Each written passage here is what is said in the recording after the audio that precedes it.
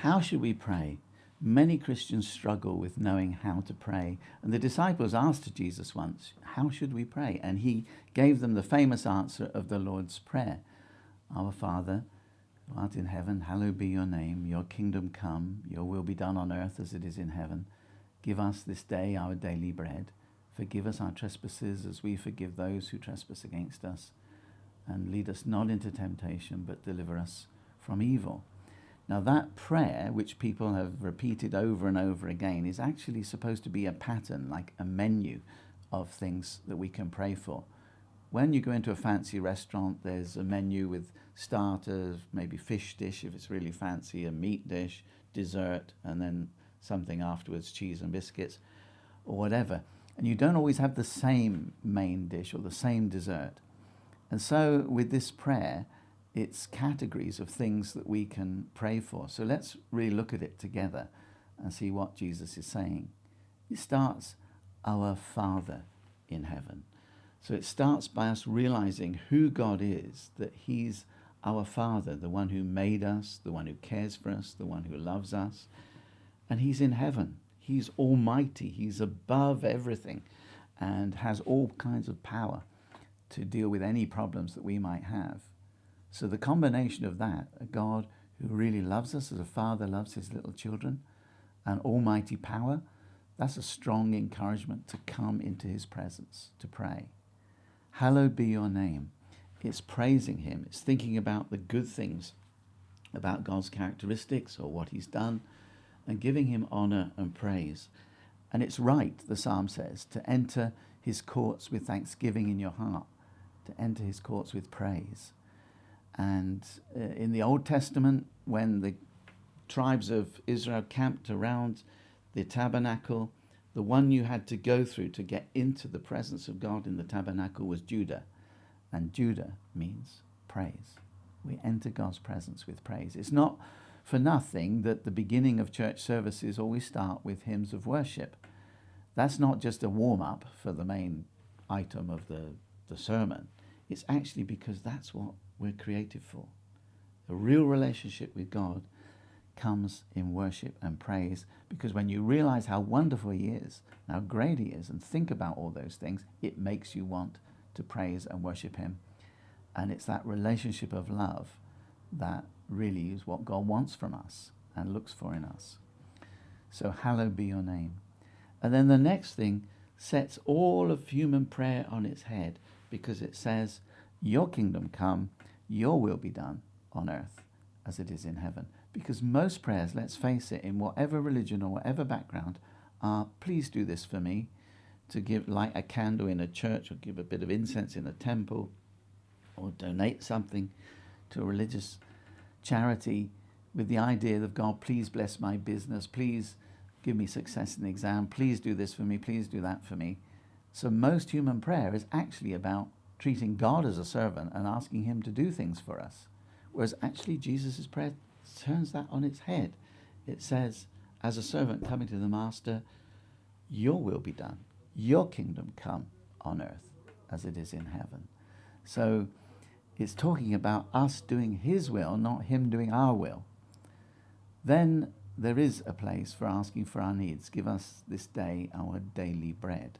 Not daily caviar and champagne, but daily bread, the things that we need. And God promises in his word to provide for us things that we need. Basic food, clothing, a job, place to live. God promises to provide, and we can ask him for that. And it's give us today our daily bread. Not give us this week our weekly bread, or this month our monthly bread. So actually it's presuming in that prayer that we're going to be praying every day. That's not something that we just come to once in a week when we go to the church service, but every day we're asking God for our daily needs, and not just physical needs, but spiritual needs. Jesus said, I am the bread of life. He who comes to me will never go hungry. So we don't just need physical things to keep us physically alive. We need spiritual strength to live the life that God wants us to live. And the Bible says, man shall not live by bread only, but by every word that comes from the mouth of God. So we need to be feasting on his word and finding that spiritual strength in prayer. It harkens back to the journey through the wilderness that the Israelites faced on their way to the promised land. And God fed them with this substance that came on the ground each morning, manna.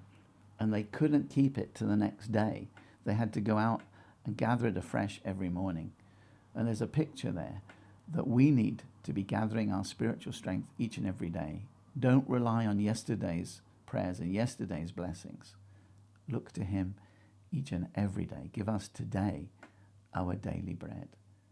And then forgive us our trespasses, asking God's forgiveness for all the things that the Holy Spirit might convict that we have done wrong, and also being willing to forgive others, because the Bible says forgive as God has forgiven you. And there will be different things in that each and every day in our lives that we need to ask God's forgiveness and deliver us from evil. Lead us not into temptation.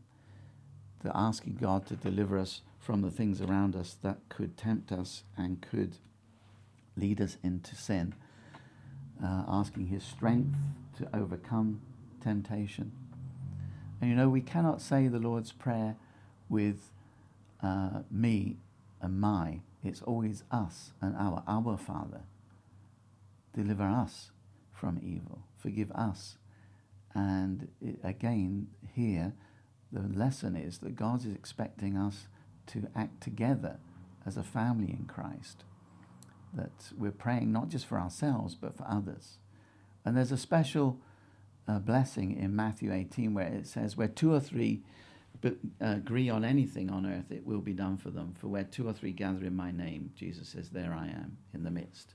And there is a special power when we agree together to pray together. There's another verse in Ephesians which says, pray at all times with all kinds of prayers and requests.